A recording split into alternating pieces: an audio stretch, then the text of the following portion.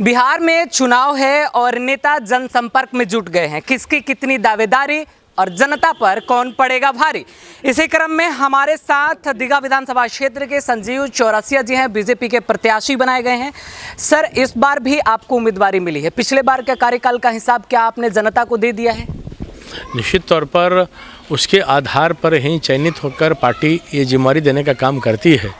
तो जनता के साथ लगातार जो 5 वर्षों का सेवा का भाव जो रहा है, सेवा संघर्ष समर्पण जो मूल सिद्धांत और मंत्र के साथ, आज उसी का परिणाम है कि पार्टी ने भी फिर से चयनित करने का काम किए। उसके लिए भी मैं केंद्रीय नेतृत्व को बहुत बहुत धन्यवाद देता हूं।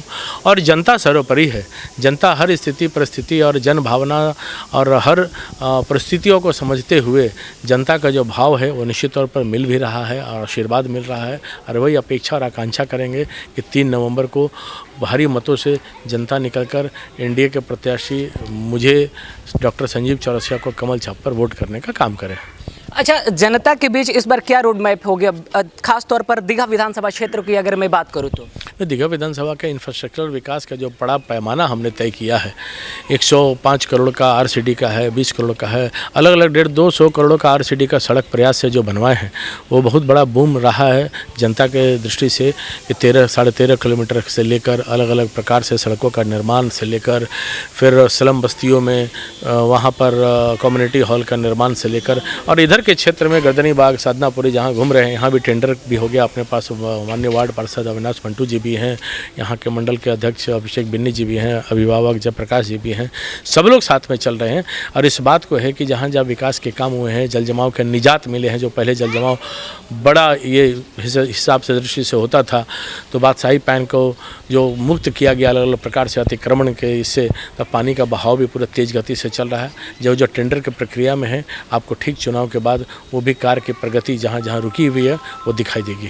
सर, अगर जल जमाव की हम बात करें तो गर्दनी बाग विधानसभा क्षेत्र ये आपका ही आता है और गर्दनी बाग में अब भी पानी निकालने का काम किया जा रहा है, वो भी निजी स्तर पर काम किया जा रहा है। आप समझ सकते हैं 15 नंबर से जो आने वाली जो रास्ते हैं उसमें कभी भी 10 बूंद बारिश हो पानी लग जाता है, आने जाने में लोग बाधित होते हैं। इसका भवन निर्माण का जो काम का जो गति चल रहा है, उसके लगातार जो जल जमाव के लेकर माननीय मुख्यमंत्री जी की जो बैठक हुई थी, हमने भी और माननीय वार्ड पार्षद और पार्टी के सब लोगों ने मिलकर इस विषय को रखा भी है, किया भी है, और वो चुनाव के बाद उसका काम भी लगेगा। ये मैं आश्वस्त करना चाहता हूँ, क्योंकि भवन निर्माण का जो पूरा ड्रेनेज प्रॉब्लम अलग अलग प्रकार से जो डिस्टर्ब हुए हैं, तो उसमें जुट के जाने का काम। आप बाबू बाजार सम्प हाउस का देखेंगे तो बाबू बाजार सम्प हाउस का भी कैपेसिटी बढ़ने का काम हुआ है। तो मेरे ही प्रयास हुआ है कि बाबू बाजार का कैपेसिटी बढ़ने का काम हुआ है।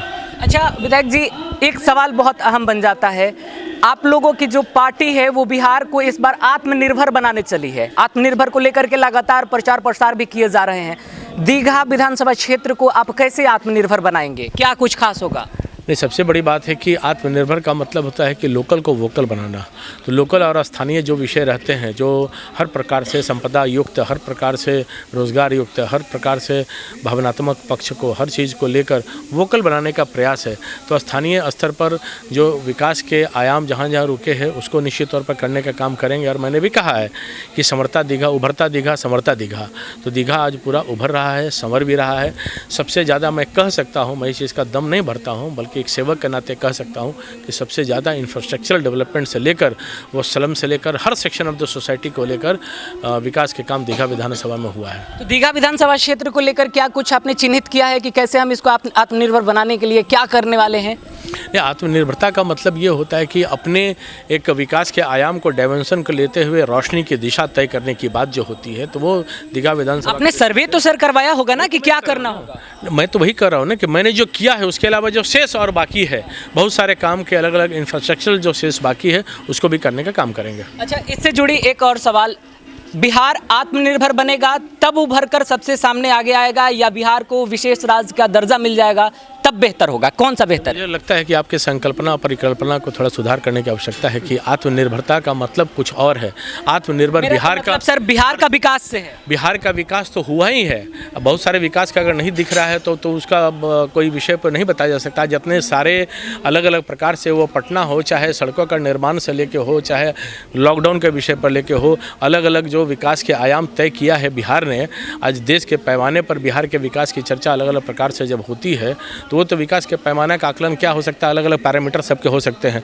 तो हम लोग तो निश्चित तौर पर पहले आप आत्मनिर्भर बनाएंगे, फिर बिहार में आत्मनिर्भर बिहार है ही, पर उसकी बौद्धिक संपदा, आर्थिक संपदा, इन सब विषयों पर, जैसे कि मत्स्यजीवी की दृष्टि से माननीय प्रधानमंत्री जी ने जो योजना का जो घोषणा की है, इतने करोड़ के पैकेज की भी बात की है, तो विशेष पैकेज की भी बात चल रही है, अलग अलग प्रकार से संपदा की भी बात चल रही है। तो मखाना की इंडस्ट्री, जो मैंने कहा कि लोकल आर्थिक संपदा की जो बात है उसको आगे बढ़ाने की बात है, वो करने की आवश्यकता है। विपक्ष को आप कैसे देखते हैं? विपक्ष में तेजस्वी प्रसाद यादव की जो तेजस्वी प्रसाद यादव की अभी जो रैली हो रही है उसमें बड़ी भीड़ उमड़ रही है, कैसे इसको देखते हैं? आपको क्या लगता है? पैमाना पहले भी था, भीड़ का पैमाना भविष्य में भी रहेगा। भीड़ अगर वोट करती तो भीड़ से तो बहुत कुछ होता है। तो आज ये मानती है कि गठबंधन और कौन ठगबंधन है, कौन महागठबंधन है और कौन एनडीए गठबंधन के अंतर्गत चलाने वाला है, जिनके पास अपने कुंभा नहीं, कुंभा बिखरते हुए दिखाई दे रहे हैं, उनके बोलने की आवश्यकता नहीं है। चिराग पासवान कितनी मुश्किलें पैदा कर सकते हैं? आज जब देखा जाए सब भविष्य की गर्म है, कहीं कोई कठिनाई नहीं है, कहीं कोई किसी प्रकार की किसी परिस्थितियां नहीं है, सब स्थितियां ठीक है, एनडीए के पक्ष में है पूरा। आप भी रहिए इंतजार में, हम भी हैं इंतजार में। हम यह पैमाना नहीं बता रहे हैं, लेकिन जिस प्रकार से संजीव चौरसिया की बातों को आप सुन रहे थे, आपको क्या लगता है इस बार के विधानसभा चुनाव में संजीव चौरसिया कितना भारी पड़ेंगे अपने विपक्षियों पर?